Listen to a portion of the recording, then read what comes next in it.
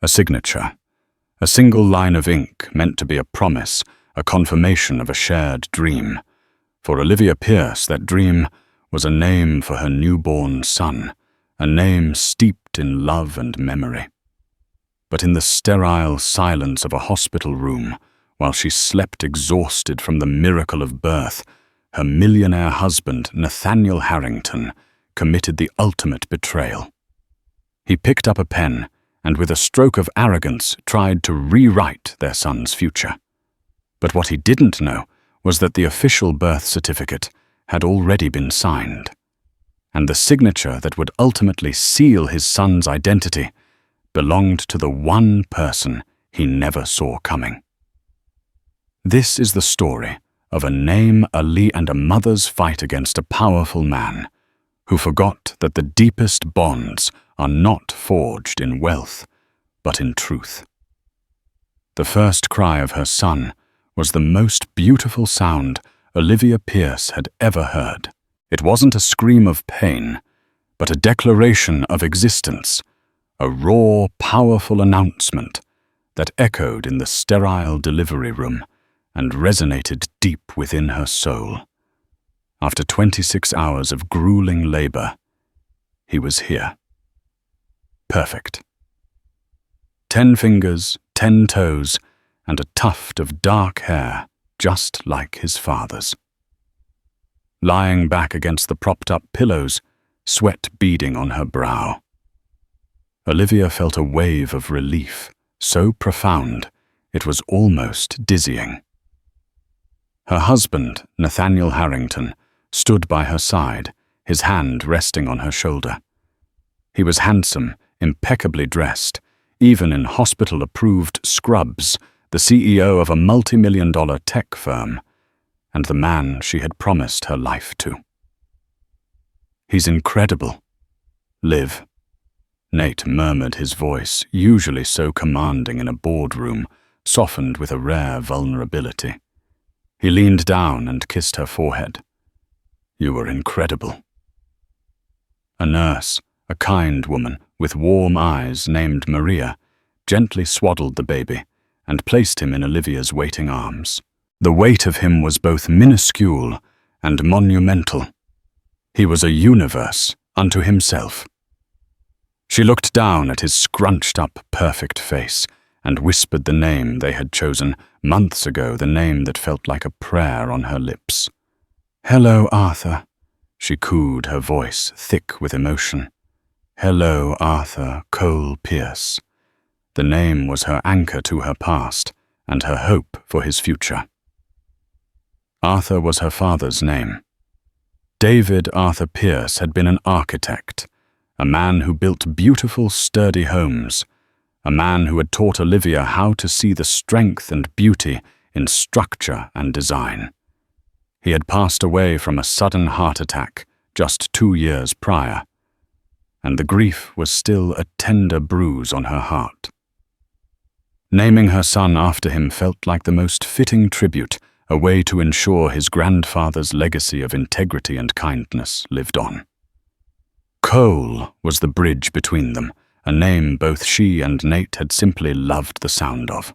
Pierce was her own surname, a part of her identity she had kept after marriage, a decision Nate had publicly applauded as wonderfully modern, but privately questioned. "Arthur Cole Pierce," she said again, louder this time, looking up at Nate for confirmation of their shared joy. Nate smiled, but it didn't quite reach his eyes. There was a flicker of something else there, a shadow she couldn't quite decipher. "It's a lot of name for a little guy," he said lightly. "But if it makes you happy." His lukewarm response was a tiny pinprick in the balloon of her happiness, but she dismissed it. He was tired, too. Overwhelmed. He had been a rock for her through the entire pregnancy, attending every appointment, indulging her every craving. He had even helped her design the nursery in their sprawling, minimalist mansion in the Pacific Northwest, a house that felt more like a modern art gallery than a home, but a home nonetheless. The next 24 hours were a blur of feeding, changing, and basking in the surreal glow of new motherhood. Nate was attentive fielding calls from eager family and friends, managing the deluge of flower arrangements that threatened to turn her private room into a botanical garden. He handled everything with his signature efficiency, a man accustomed to being in control. On the second night, exhaustion finally claimed Olivia completely. Maria the nurse had just helped her settle the baby, now sleeping soundly in his bassinet. "You need to sleep, Mrs. Harrington," Maria insisted gently. "A real deep sleep. Your body needs to heal. I'll keep a close eye on him." Nate walked Maria to the door. "Thank you, Maria. We appreciate it. I'll be right here if anything is needed. I just have to finalize some paperwork at the administration desk." Olivia's eyelids were heavy as lead. "Paperwork?" she mumbled, her voice foggy. Nate turned back, his face silhouetted against the hallway light.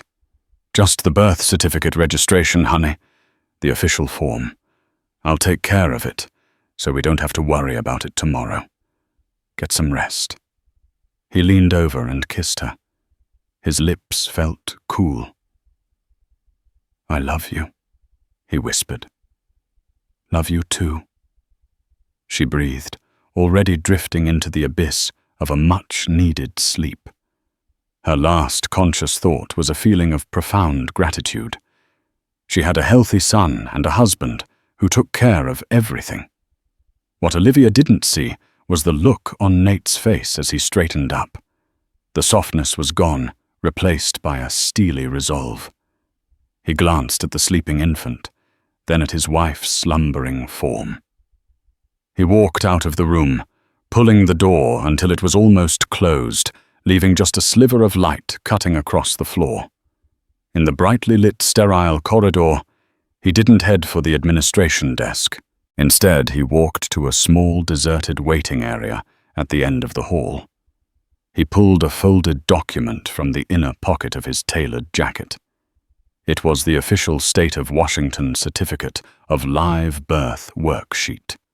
They had filled out a preliminary version together a week ago, the one Olivia had poured her heart into carefully printing Arthur Cole Pierce in the child's name field.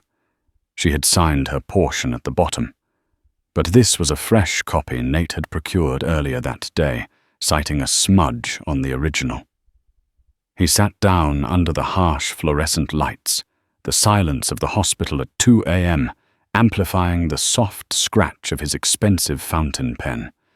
In the box for the child's first name, he wrote Harrison, for the middle name Ford, and for the last name Harrington. Harrison Ford Harrington. It was a name that sounded like power. It tasted of old money and new influence. Harrison, a name that echoed with presidential authority. Ford, a titan of industry, of Harrington, his own burgeoning dynasty. It was a name for a future chairman of the board, not a sentimental architect's grandson. Arthur, he thought with a curl of his lip, was a weak name. A dusty, forgotten king, a name that belonged in a library, not a boardroom. He meticulously forged Olivia's signature in the mother's signature box he'd had plenty of her documents to practice from over the years. Then he signed his own name with a confident flourish. He folded the document, slipped it back into his jacket, and walked calmly to the 24-hour administration office, a picture of the doting, responsible father.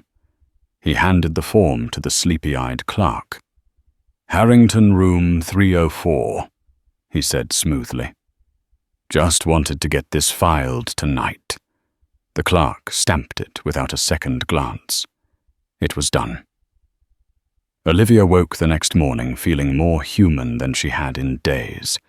The sun was streaming through the window, and the scent of roses and lilies filled the air. Little Arthur was stirring in his bassinet, making soft, snuffly sounds. Nate was sitting in the armchair, scrolling through his phone, looking as fresh as if he'd had 8 hours of sleep in his own bed. "Good morning, sleepyhead." He smiled. "How are you feeling?" "Rested," she said, marveling at the truth of it. "Really rested." "Did you get the paperwork done?" "All taken care of," he said, standing up and stretching. "The official certificate will be mailed to us in a few weeks, but they gave me a commemorative copy for the baby book." He retrieved a handsome navy blue folder from his briefcase and handed it to her.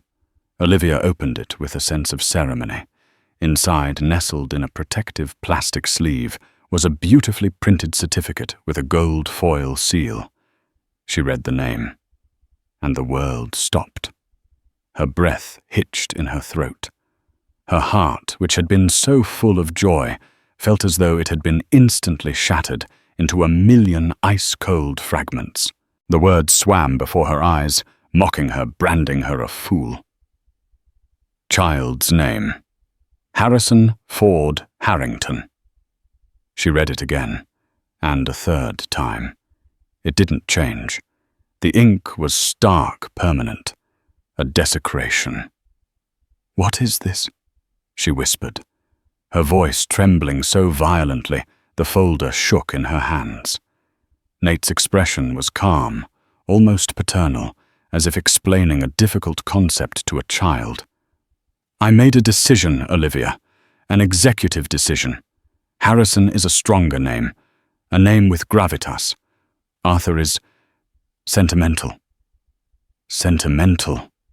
The word came out as a strangled gasp. "It was my father's name, Nate. We chose it together. We promised." "We discussed it," he corrected her, his tone maddeningly reasonable. "And upon reflection, I realized it wasn't the right choice for our son, for his future. A name is the first gift we give a child, the first piece of their identity. I gave him a gift of strength." Tears streamed down Olivia's face, hot and furious. The betrayal was a physical pain, a sharp, twisting knife in her gut. It wasn't just about the name. It was about the lie, the deception. He had waited until she was at her most vulnerable, helpless and asleep, to go behind her back and undo their shared promise. "You did this while I was sleeping." She choked out the words, tasting like ash. "You waited until I was unconscious to steal my son's name." "Don't be dramatic, Liv," he said, his voice hardening now, the corporate CEO emerging. "I acted in his best interest. It's done. The papers are filed. He is Harrison Ford Harrington, and frankly, it's a much better fit for a Harrington." He looked from her to the baby, a look of ownership in his eyes that chilled her to the bone. In that moment, the man she had married vanished, replaced by a cold, calculating stranger. The beautiful, minimalist mansion he'd built for them suddenly felt like a cake, and the baby in the bassinet, her perfect, precious son, now had a name that felt like a brand stamped on him by a man who valued power over promises. The nurse Maria chose that moment to walk in a cheerful smile on her face. "How are our new parents doing this morning?" Her smile faltered as she saw Olivia's tear-streaked face and the thunderous expression on Nate's. Olivia clutched the commemorative certificate, the paper crinkling in her white-knuckled grip. She looked at Nate, her eyes burning with a fire he had never seen before. It wasn't just heartbreak. It was war. "My son's name," she said, her voice low and dangerously steady, "is Arthur Cole Pierce, and I will burn this entire world to the ground to get it back." The drive home from the hospital was the longest, most silent journey of Olivia's life. She sat in the back of Nate's gleaming black Tesla, cradling her son, refusing to even look at her husband. She wouldn't call the baby Harrison. In the quiet of her mind, she called him Arthur. She whispered it to him when Nate was out of earshot, a secret pact between mother and child. Their home, which once felt like a triumph of modern design, now felt like a prison of glass and steel. Every cool, polished surface seemed to reflect her own haunted face. Nate acted as if nothing was wrong. He carried her bags, instructed the housekeeper, a quiet woman named Sophia, to prepare a light meal for Olivia, and moved about the house with an air of magnanimous authority. He was treating her like a patient, a fragile thing to be managed.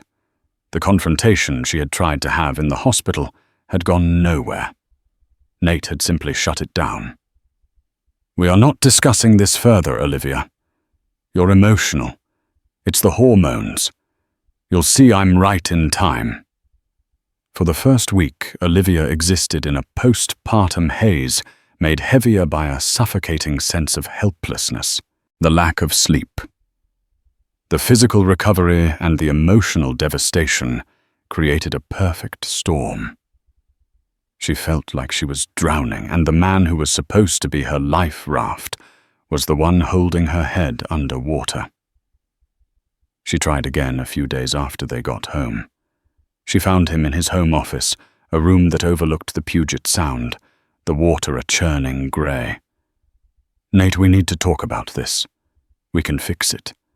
We can file a petition for a name change. People do it all the time."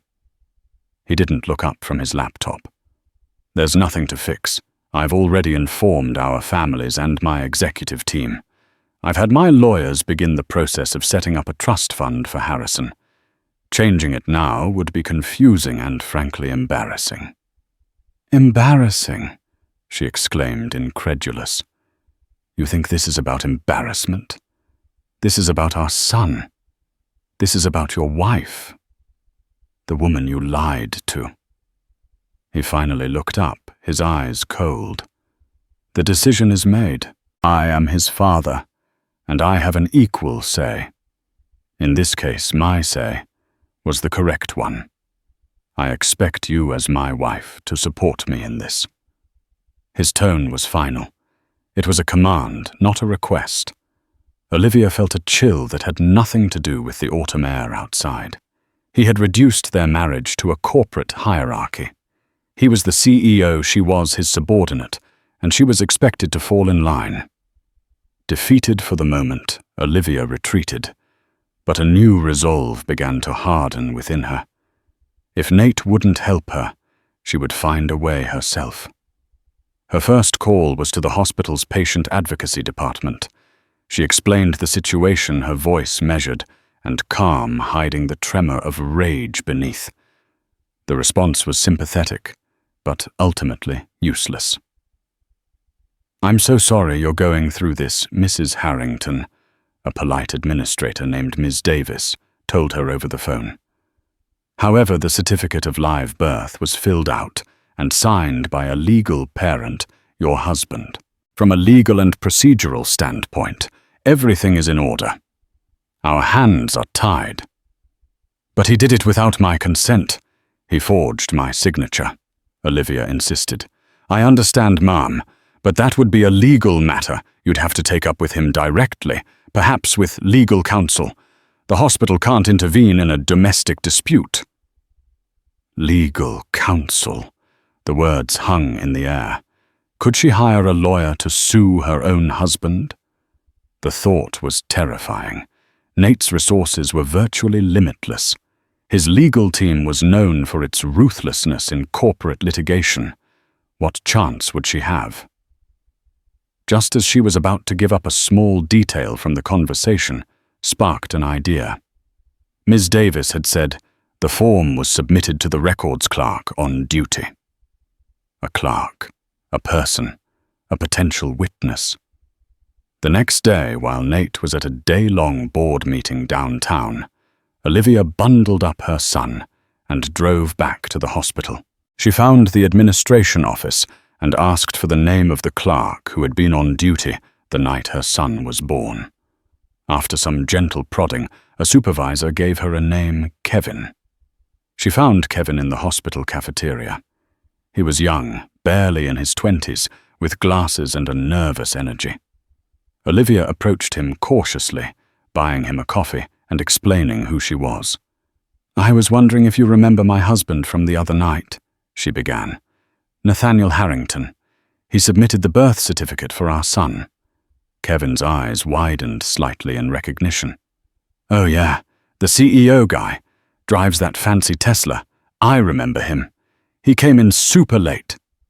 Was there anything unusual about it?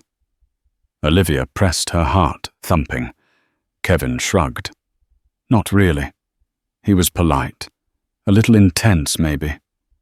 Said he wanted to get it done. He was actually the second Mr. Harrington to come by that night. Olivia froze.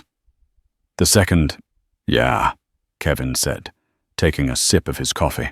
About an hour before him, this older gentleman came by. Said he was the baby's grandfather. A real old-school type fancy suit, looked like he owned the world. He was looking for the form, too. Said his son had a copy, but that he wanted to double-check the details. I told him we only give the official worksheet to the parents. He was nice about it, though. Just thanked me and left.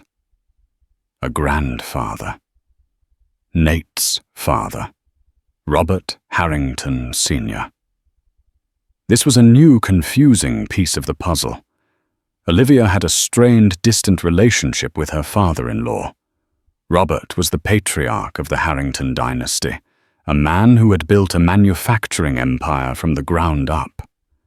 Nate had broken away from the family business to forge his own path in tech, and the relationship between father and son was notoriously frosty, filled with unspoken rivalries and resentments. Robert was gruff, intimidating, and in Olivia's experience, even more controlling than Nate. Why would he be at the hospital?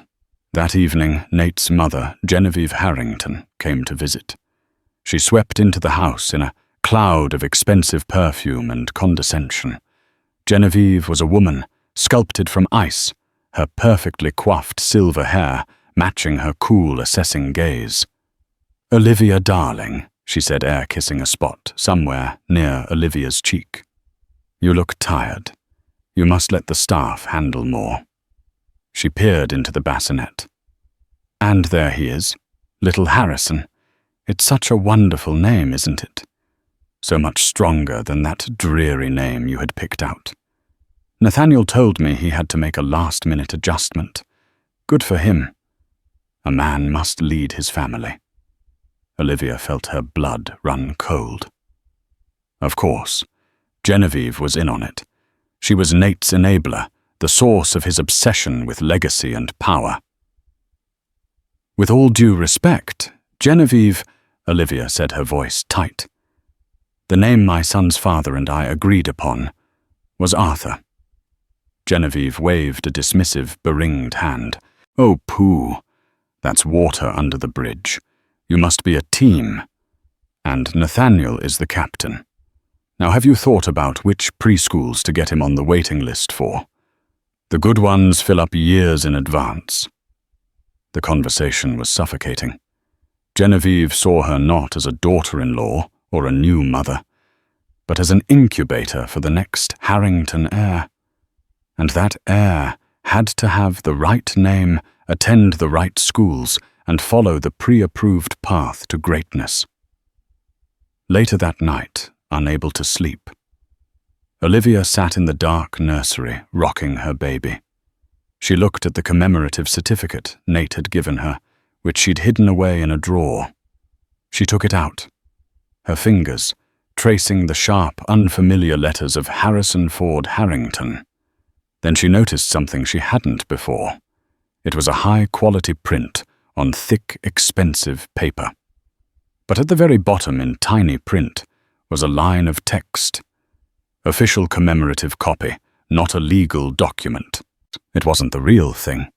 It was a prop, a tool of deception Nate had used to present her with a fait accompli.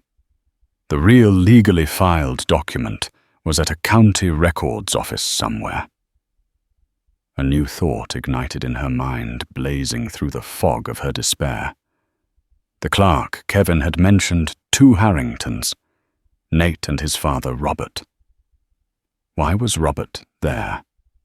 Was he conspiring with Nate? It seemed likely.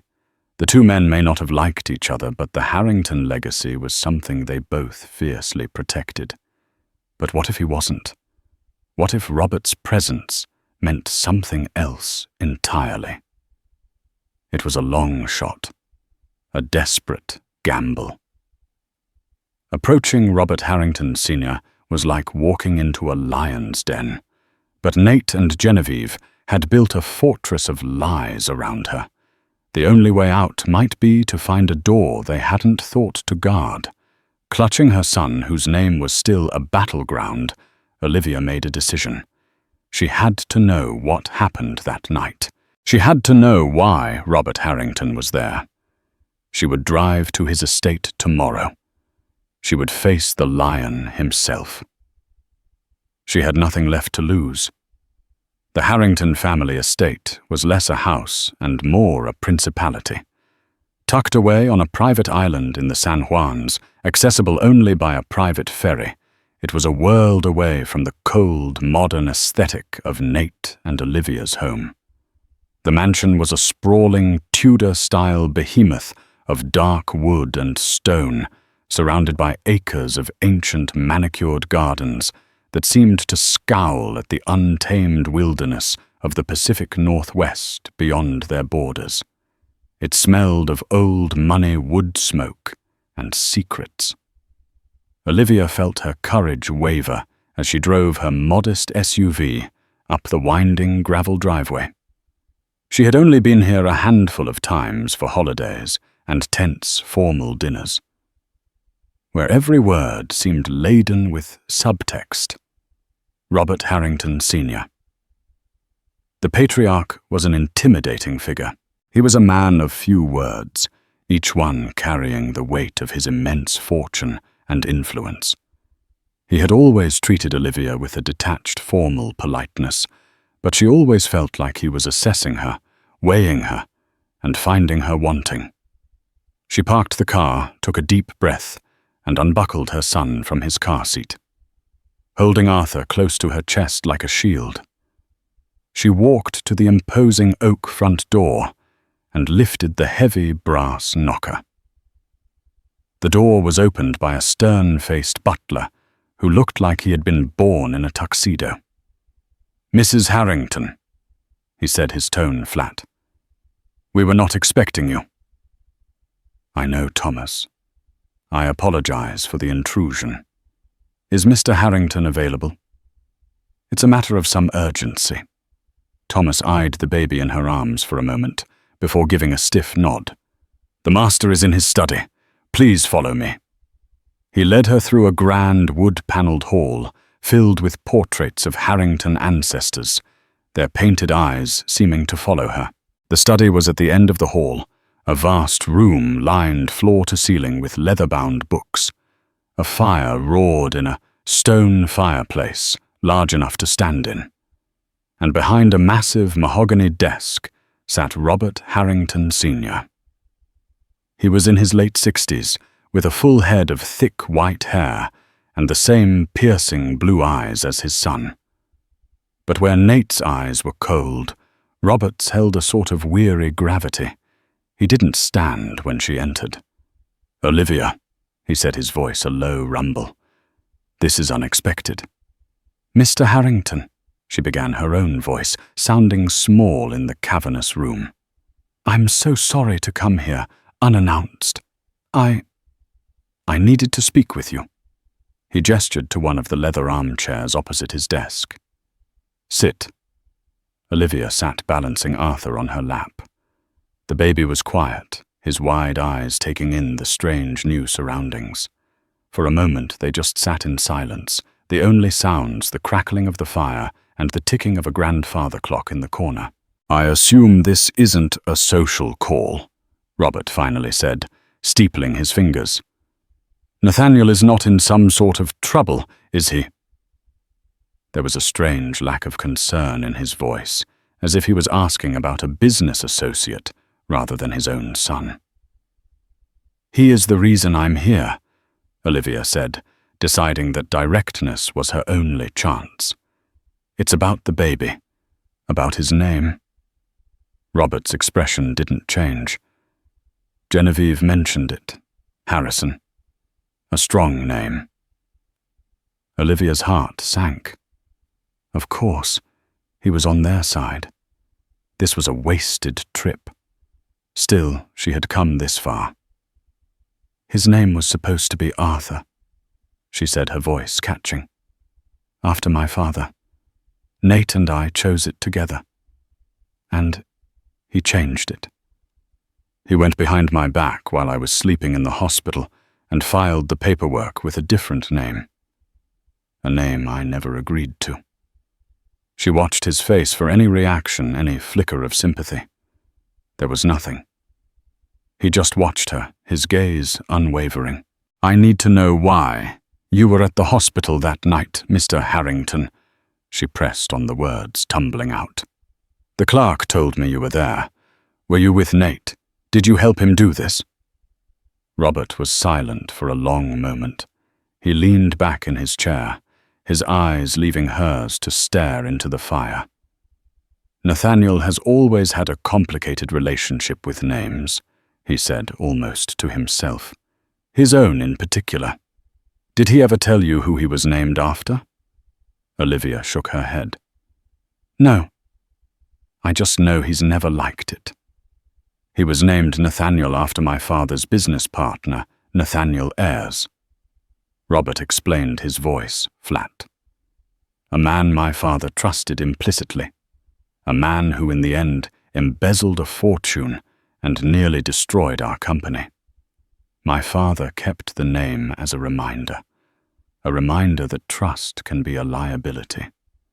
My son has carried that burden his entire life.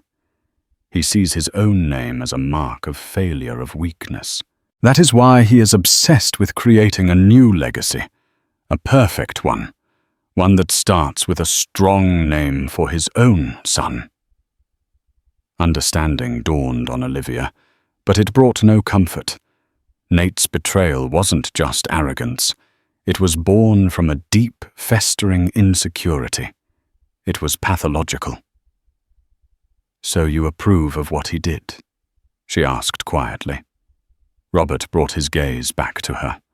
For the first time, she saw something in his eyes, not pity, but a spark of something akin to respect. No, he said, the single word cutting through the air. I do not. What he did was cowardly. It was a betrayal not just of you, but of his own duties as a husband and a father. A real leader doesn't need to resort to subterfuge. Olivia stared at him, stunned. Then, why were you there? Because I suspected he would pull a stunt like this, Robert said, leaning forward. My son has always been blinded by his ambition. He sees people as assets or liabilities. I went to the hospital to ensure that your wishes were respected. But they weren't, Olivia said, confused. The certificate says Harrison Ford Harrington. Robert gave a slow, deliberate smile. It was a chilling sight. Your husband is very good with presentations, Olivia. He excels at creating a convincing reality. The commemorative certificate he showed you a theatrical prop. Well made, I'm sure, but ultimately meaningless. He reached into a drawer of his desk and pulled out a crisp, official-looking document. It was a certified copy bearing the seal of the Washington State Department of Health. He slid it across the polished surface of the desk toward her.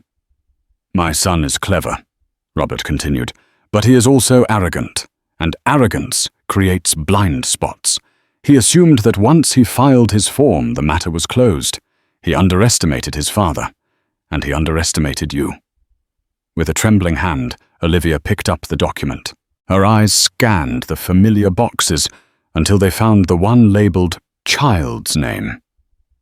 And there, in clean official type, were the words she had prayed to see. Child's name.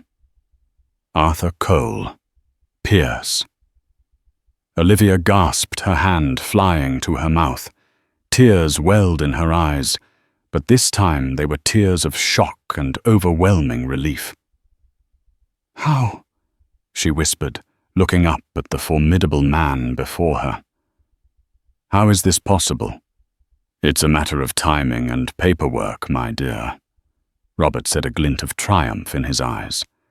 "Nate had you sign the preliminary worksheet with the name Arthur on it. Weeks ago, correct?" Olivia nodded.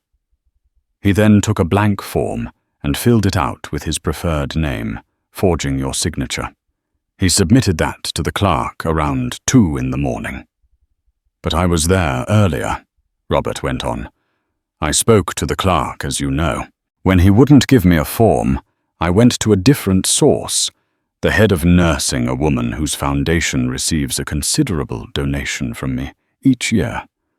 I procured the original worksheet, the one with your beautiful, hopeful handwriting on it, the one with your actual signature." He paused, letting the weight of his words sink in.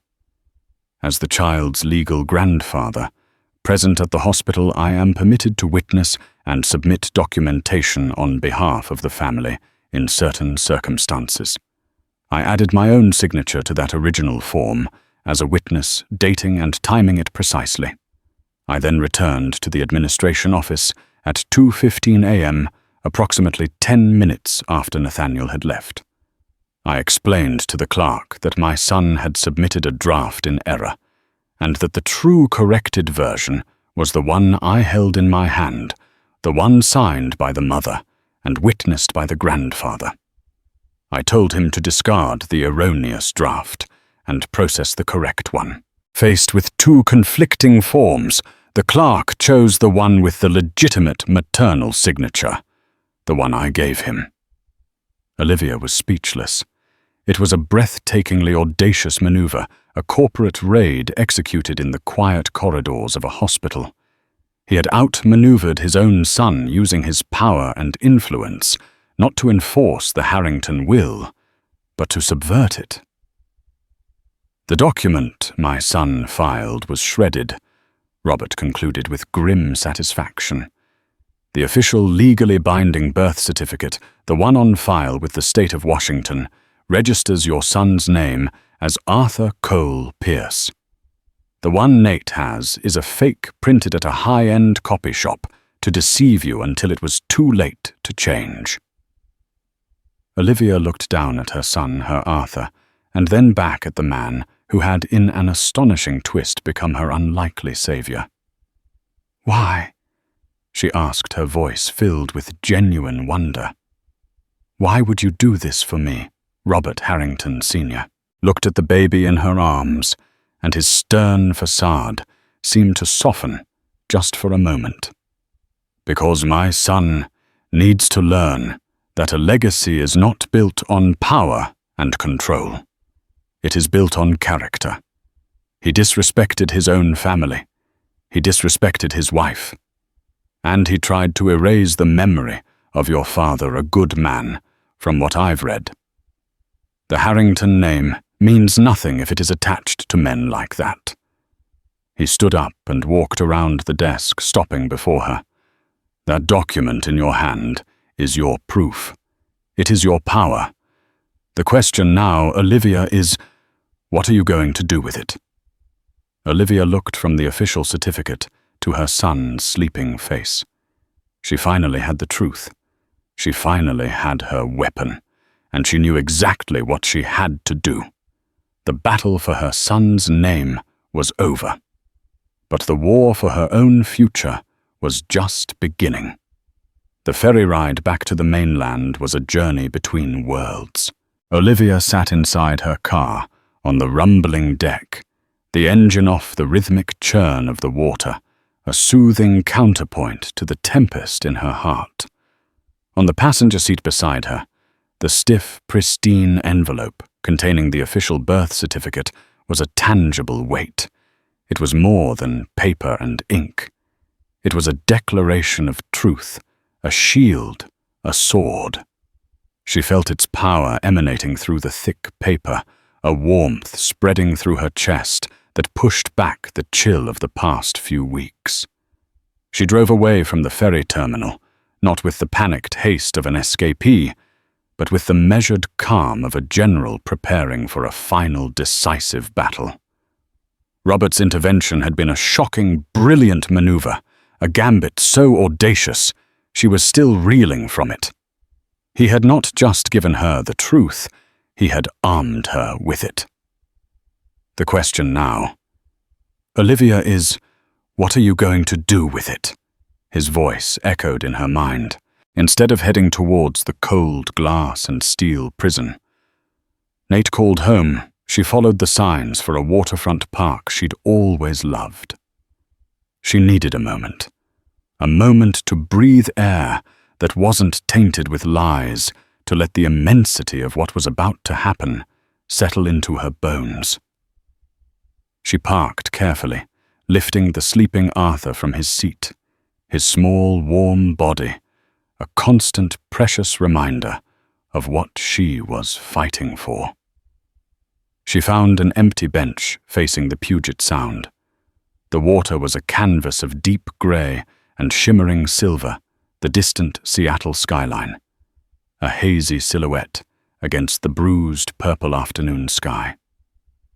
For a long while, she just sat, rocking her son gently, watching the ferries glide back and forth like patient shuttles weaving the fabric of the world together. The world felt big again. Her own problems, which had felt so suffocating and all-encompassing, now seemed like a single dark thread in that vast tapestry, a thread she was about to sever. She looked down at her son. Arthur. Her Arthur. The name felt solid and right, a perfect fit for the tiny, perfect human nestled against her. This wasn't just about revenge against Nate anymore. This was about protecting this child, protecting him from a father who saw him not as a person, but as a branding opportunity. A father who believed legacy could be forged through deceit. She would not let that toxicity be the foundation of her son's life. A cold resolve as hard and clear as diamond settled over her. She would not just present Nate with the facts. She would not just demand a divorce. She would dismantle the lie he had so carefully constructed, piece by piece, in the very stage he had set for his triumph. He had wanted an audience to welcome Harrison, an audience he would have. By the time she pulled into the long private driveway of their home, dusk had fallen. The house was blazing with light, every window a perfect golden square. It looked like a magazine cover, a sterile image of wealth and success. But Olivia now saw it for what it was, a mausoleum for a dead marriage. A catering van was parked discreetly near the garage, its presence a testament to Nate's unshakable confidence. As she entered the foyer, the scent of expensive lilies and roasting duck assailed her. Two young men in crisp white uniforms were polishing wine glasses at a temporary bar set up in the great room. The scene was one of effortless elegance, a perfectly curated illusion. Sophia, their quiet housekeeper, rushed to meet her, her hands twisting in her apron. "Mrs. Harrington, thank God you are back. He has been asking for you." The fear in the older woman's eyes spoke volumes about the atmosphere in the house. "It's all right, Sophia," Olivia said, her voice gentle but firm. "Thank you for holding down the fort." "He has arranged a party," Sophia whispered, as if the words themselves were a betrayal. "To introduce the baby to his business partners. A welcoming party for Harrison." Olivia finished, her voice flat and cold. Sophia flinched at the name, but simply nodded, her gaze falling to the floor before she scurried back toward the kitchen. Olivia walked into the great room. Nate stood by the floor-to-ceiling windows, a glass of whiskey in his hand, surveying the preparations like a king surveying his court. He was dressed in a tailored charcoal suit, looking powerful and utterly in control. He was in his element, the master of his universe. When he saw her, his face broke into a smile that didn't touch his eyes, a smile of ownership and satisfaction. "There you are, Liv," he said, his voice smooth as the liquor in his glass. "I was starting to get worried. Go and get some rest before our guests arrive. I want you and Harrison looking your best tonight. I've invited the Scotts and the Chengs, a few key partners from the firm. It's important to start his networking early, you know. Build his social capital from day one." The sheer unblinking arrogance of his words was the final catalyst. The last flicker of doubt within her was extinguished. She walked past him without a word, placing Arthur's carrier gently on a large ottoman. Then she turned and walked with deliberate, unhurried steps to the gleaming, state-of-the-art sound system, the nerve center of the home's ambience. With a few decisive taps on the touchscreen, she silenced the bland, atmospheric jazz that filled the space.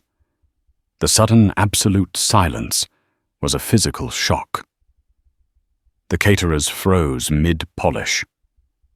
Nate, who had turned back to the window, spun around, his smile gone, replaced by a flash of irritation. "What are you doing, Olivia? I was setting a mood." "There's been a change of plans, Nate," she said. Her voice, though not raised, carried with stunning clarity in the silent room. "The party is cancelled. You can tell your staff they're free to go home." He let out a short, sharp laugh of disbelief. "Don't be ridiculous. Our guests will be here in less than an hour. What is this about?" "Are you still upset about the name? I thought we were past that." "We are never going to be past it," Olivia replied, her voice dropping to a lower, more dangerous register. "This isn't about being upset. This is about the truth." She walked towards him, her footsteps echoing softly on the polished concrete floor. She stopped at a side table where he had proudly displayed the fake gold-leafed commemorative certificate in a silver frame. "You went to great lengths to create a new reality for us, didn't you? You printed a very convincing prop." With a swift movement, she plucked the document from its frame, and with a satisfying rip, she tore it cleanly in two, letting the pieces flutter to the floor. Nate's face contorted with fury. "Have you lost your mind?" he hissed, taking a menacing step towards her. The carefully controlled CEO was gone, replaced by a raw, angry tyrant. "On the contrary," Olivia said, standing her ground unflinching. "I've just found it again. You see, Nate, your entire deception was built on one faulty premise, that you were the only one playing the game. You thought you were a king moving pawns, but you never once considered that another player might be on the board." From the large envelope she still carried, she pulled out the official state-sealed birth certificate. She held it up the crisp paper, a stark white flag of surrender he was about to be forced to accept. "I know you're a fan of executive decisions," she said, her voice dripping with ice. "So here's one for you. This is the legally binding state-registered birth certificate for our son, and I would like to introduce you to him properly for the first time." She held the document out her hand, as steady as stone so he could read the name typed in unequivocal block letters. Arthur Cole Pierce. The color drained from Nate's face. His eyes darted from the paper to her face and back again, his supremely confident mind unable to compute the data. He looked like a machine that had just encountered a paradox it couldn't solve. "What? How?" He stammered the words, catching in his throat. "That's impossible. I filed the paperwork myself. I watched the clerk stamp it." "You filed a draft," Olivia corrected him, her tone clinical and precise. "An erroneous draft submitted in haste. Luckily for our son, a more responsible family member was on hand to submit the correct finalized version moments later, the one with my actual signature on it." As if on cue, the doorbell chimed through the silent house. Nate, looking pale and completely disoriented, flinched. One of the catering staff, a young man, moved to answer it, but Nate waved him off. He needed to control something. He strode to the door and pulled it open. Standing on the threshold were Genevieve Harrington, poised to sweep in, and behind her, a silent, imposing Robert Harrington Sr. "Nathaniel, darling, we're a bit early, but I simply had to see the baby before—" Genevieve's torrent of words dried up as she stepped inside, finally sensing the glacial tension in the room. Her eyes took in Olivia's rigid posture, the torn paper on the floor, and the deathly pallor of her son's face. Robert stepped past her, his heavy, expensive shoes making a solid, authoritative sound on the floor. His gaze landed on the certificate in Olivia's hand, then moved to his son. A flicker of something grim satisfaction perhaps passed through his eyes. Nate's shock curdled into a new, more profound horror as understanding dawned. He turned his gaze from Olivia to his father, his expression one of utter betrayal. "This was you," he whispered. The accusation choked with disbelief. "This was your doing." "It was," Robert said, his voice a low rumble that seemed to shake the very foundations of the house. "You made your move. I made mine. It appears my move was better." "Robert, what have you done?"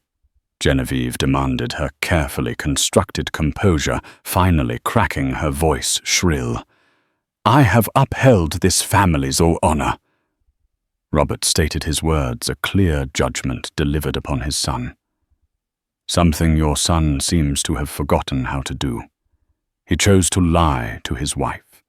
He chose to disrespect her family and the memory of her father.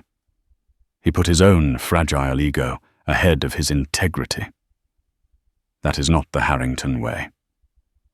The public nature of the humiliation was Nate's undoing. It wasn't just that his plan had failed.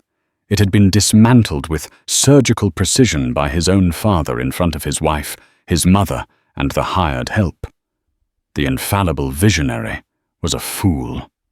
The powerful CEO was a petulant child who had been outmaneuvered.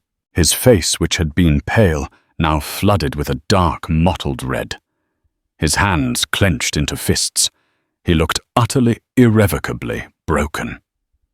"Get out!" He finally breathed, the words trembling with a rage so profound it was almost silent. "All of you, get out of my house!" It was not a command from a king.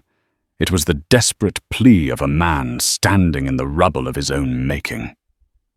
"Gladly," Robert said curtly. He turned his attention to Olivia, and his stern expression softened with something that looked like genuine concern. "Olivia, my car is outside. You and Arthur are welcome to stay with me for as long as you need." Olivia looked at Nate one last time. She searched his eyes for any glimmer of remorse, any sign of the man she had once loved.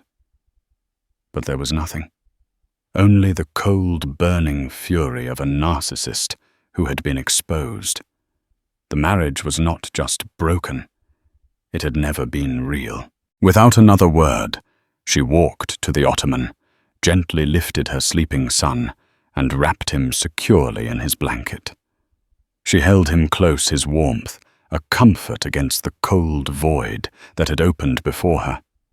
She walked past Nate, who stood frozen in the center of his perfect empty great room, a statue in a museum of his own failure.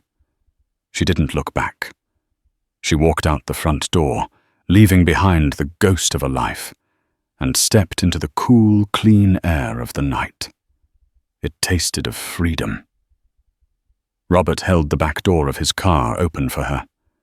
As she settled inside, she pulled the blanket away from her son's face. Arthur Cole Pierce, her son, her family. As the car pulled away, she caught one last glimpse of the house, a blazing monument to a man who had everything, and in the end was left with nothing at all. The battle was over. and she had won. Olivia's story doesn't end there. The road ahead was filled with legal battles, emotional healing, and the difficult, beautiful journey of raising her son Arthur on her own terms. She learned that true strength isn't about power or control, but about the courage to stand up for what is right, even when you feel like you're standing alone. Her fight for her son's name became a fight for her own soul, and in winning it, she discovered a resilience she never knew she possessed. Nate Harrington lost more than a son. He lost the respect of his family and the illusion of his own infallibility, a price far higher than any his millions could pay. What do you think? Was Olivia right to expose Nate so publicly, or should she have handled it privately? Could their marriage have been saved? Let us know your thoughts in the comments below. If this story moved you, please hit the like button. Share it with someone who appreciates a story of strength and resilience, and be sure to subscribe to our channel for more real-life dramas that you won't want to miss. Thank you for listening.